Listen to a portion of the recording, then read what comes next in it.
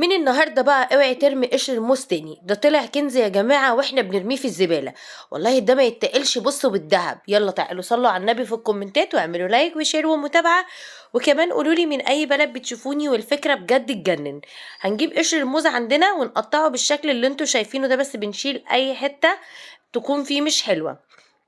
عايزة اقول لكم ان فعلا احنا هنوفر فلوس بنشتري بيها منتجات غالية جدا جدا جدا من شوية قشر موز.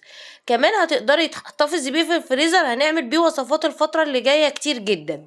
وصفات بقى للبشرة وللشعر وللتجميل ولكل حاجة في بيتك. حتى كمان جالي بيها هنلمع بيها كل حاجة ونرجعها جديدة. بس وصفتنا النهاردة مش تنظيف. قطعت قشر الموز بتاعي كده، هاخده بقى اغسله مره واتنين وتلاته علشان اتخلص منه من اي اتربه او اي حاجه مش نضيفه عليه، بالشكل اللي انتوا شايفينه ده. خلاص بقى هروح اصفيه واجي. بعد كده على طول بقى اجيب كوبايه ميه سخنه بتغلي وانزل بيها زي ما انتوا شايفين، وهقلبه بقى واسيبه ليله كامله. لازم اسيبه ليله كامله عشان اخد كل الفايده اللي فيه. بس يلا صلي على النبي في الكومنتات، لان الوصفه دي بجد تستاهل التجربه، واعملي كمان شير ليها بنية الافاده لغيرك.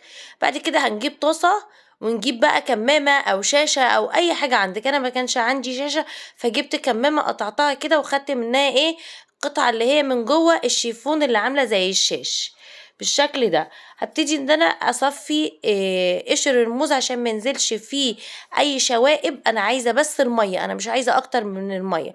وبعدين الصفايه بتاعتي صغيره، فراح ثبتها بالمعلقه كده. حلوه الفكره دي. هنصفيه بقى بالشكل ده، وبعد كده على طول هقول لكم هنعمل بيه وصفه زي ما اتفقنا، هتعجبكم جدا، ويمكن اول مره كمان هتشوفوها عندي انا حصريه بتاعتي. خلاص صفيناه. بعد كده بقى هنجيب معلقتين كبار من النشا، وعليهم معلقه صغيره من اللبن البودر، ونقلبهم كده. طب انا ما عنديش لبن بودر، هتشيلي تحطي نص ميه الموز، وتحطي نص او ربع كوبايه من اللبن، وتحطي معلقتين من النشا الكبار وتقلبيهم ويبقوا كريمي بالشكل ده. وهنا بقى هنزل باي نوع زيت، لوز حلو، زيت لافندر، زيت زيتون، زيت جوز الهند، اي زيت انا عايزاه.